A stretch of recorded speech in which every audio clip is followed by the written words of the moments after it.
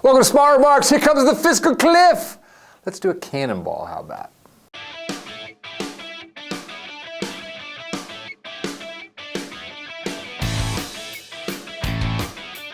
So I've been watching the whole business on the Fiscal Cliff, and I've been getting a laugh out of it because it seems to me that President Obama has Republicans by the neck. And poll after poll is showing that if we go over the Fiscal Cliff, if the Bush tax cuts expire and everybody winds up paying more in taxes, Americans are going to blame the Republicans, and they should blame the Republicans because, frankly, the party is willing to hold the middle class hostage so that they can get a continuation of tax cuts on the wealthy. The job creators. It's an outrage that we should even consider raising taxes. John Boehner actually floated a counter proposal wherein he agreed that maybe we could raise revenue a little bit, but that got some instant pushback from conservatives a la Grover Norquist, who said, no, we can't consider raising taxes at all. We can only have cuts, all the better to drown government in the bathtub. Meanwhile, poll after poll after poll is showing that a majority of America likes the idea of taxing the rich a little bit more just fine. And I think I have a good idea why that is. It's not because, as Republicans will tell you,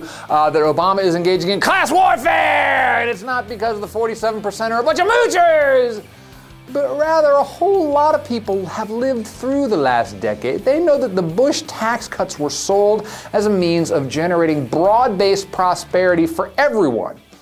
And they know that what happened as well. They know that the Bush tax cuts did generate some prosperity for some, but as for themselves, well, maybe not so much. Henry Blodgett has a fascinating bit on Business Insider this week with a couple charts showing how that corporate profit margins just hit an all-time high, but worker wages as a percent of the economy just hit an all-time low. Do you think there could be a connection between the two? There absolutely is a connection between the two. And so what we see here is that this idea that if we lower taxes on the job creators, on the wealthy, not only is it going to create jobs, it's going to create jobs that pay decent wages with good benefits.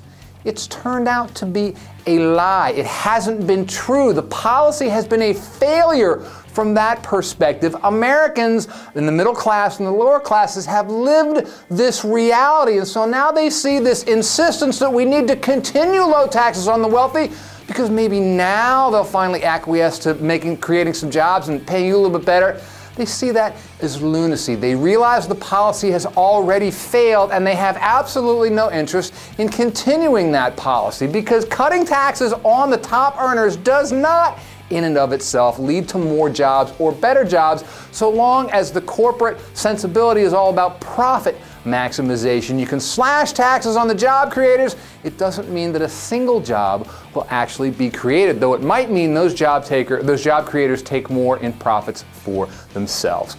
Americans as a whole get this. They understand this. They know what's happened to them over the course of the past decade. And so now they see the Republican proposals on the Fiscal Cliff and think, they want to fix this by making me wait longer for Medicare. They want to cut my Social Security benefits.